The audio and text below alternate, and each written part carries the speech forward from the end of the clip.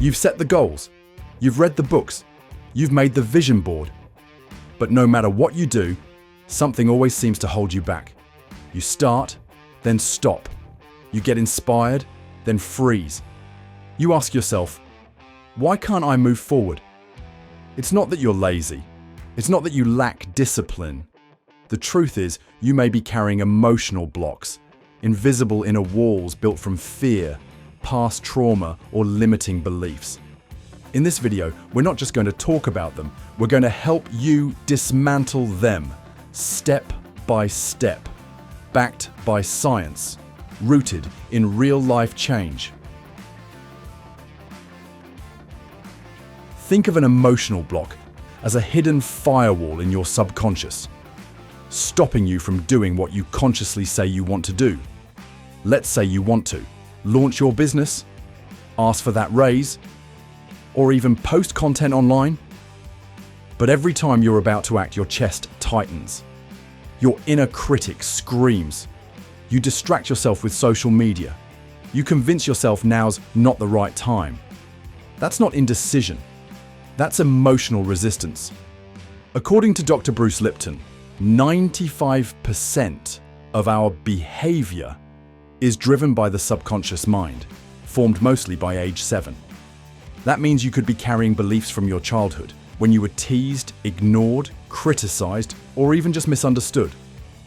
Common emotional blocks include fear of failure. If I fail, I'll be humiliated again.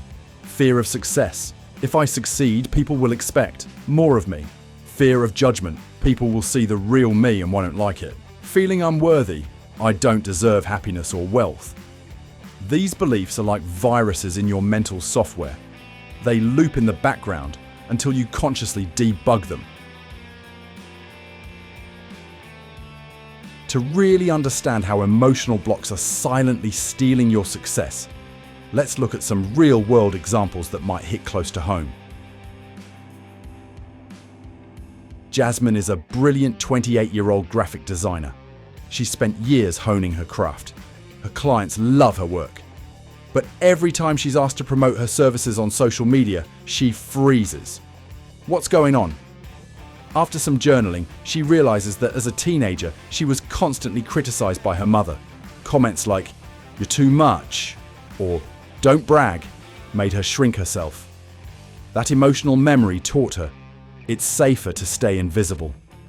Now, even as an adult, her subconscious equates visibility with rejection, so she avoids putting herself out there and leaves money and opportunities on the table. Mike is a 35-year-old personal trainer who has dreams of opening his own fitness studio. He's got the experience, the loyal clients, even the business plan. But when the opportunity comes to pitch to an investor, he gets sick. Literally. This is the third time he's unconsciously sabotaged a big move, either by getting sick, missing deadlines, or getting into fights with loved ones right before a breakthrough. Digging deeper, Mike uncovers a belief formed when his father left the family right after getting a big promotion. His child brain linked success with abandonment. His nervous system now believes, if I rise too high, I'll lose the people I love. So he unconsciously protects himself by blocking the success.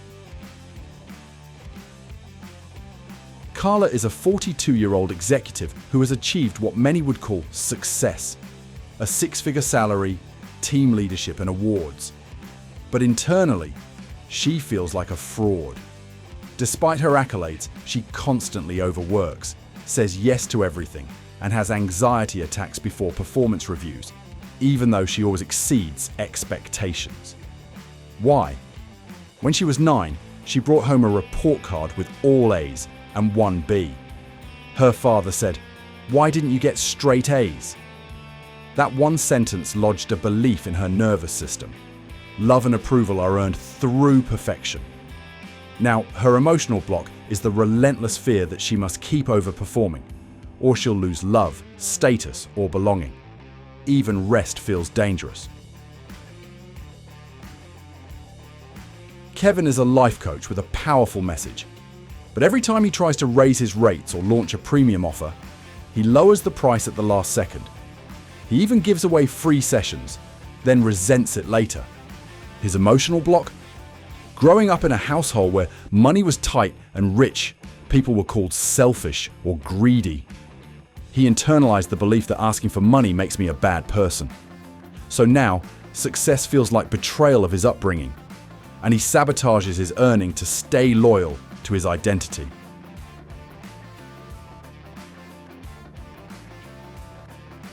Nia is writing her first novel. It's 80% done and has been for 2 years. Every time she sits down to finish the final chapters, she ends up cleaning her house, scrolling endlessly, or starting another project. Through self-inquiry, she realizes that as a child, whenever she completed something creative, like a drawing or a story, her emotionally unavailable parents would ignore it. No praise, no recognition. Now, her subconscious equates completion with disappointment or being ignored. So she keeps her work in progress to avoid that familiar feeling of emotional abandonment. Let's now get very specific. Here's a framework called the CLEAR method, a 5-step process to reverse emotional blocks and finally unlock your next level. You can't heal what you don't acknowledge. First, you have to notice the loop. Ask yourself, what goal do I keep avoiding? What story plays in my mind when I try to act? Whose voice do I hear when I doubt myself? Use this journal prompt. The part of me that feels afraid is, name it, give it a voice. You might uncover a 6-year-old version of yourself who just wants to feel safe. Now trace the feeling to its origin. Try the emotional timeline technique. Close your eyes. Imagine the emotion in your body. Ask, when have I felt this before? Let your mind drift back without judgment. Example, you fear public speaking. The root memory, a 3rd grade teacher laughing when you mispronounced a word. That memory still controls you today, even though you're no longer that child. Trapped emotions need to move. Emotion equals energy in motion. Try this. Somatic release. Stand up, shake your arms, jump in place. Trauma therapist Peter Levine says shaking helps discharge stuck fear. Inhale for 4 seconds, hold for 4 seconds, and exhale for 6 seconds. This resets your nervous system. Scream into a pillow, write an angry letter, then burn it. Cry, yes, even that. Feel it to free it. After the release, you create space. Now we plant new seeds. Use neuro-linguistic reprogramming, NLP. Say, I am safe to be seen. It is okay to succeed. My voice matters. Pro tip. Record these affirmations in your voice and listen while falling asleep. You'll program your subconscious when it's most impressionable. New beliefs are like baby plants. They need sunlight.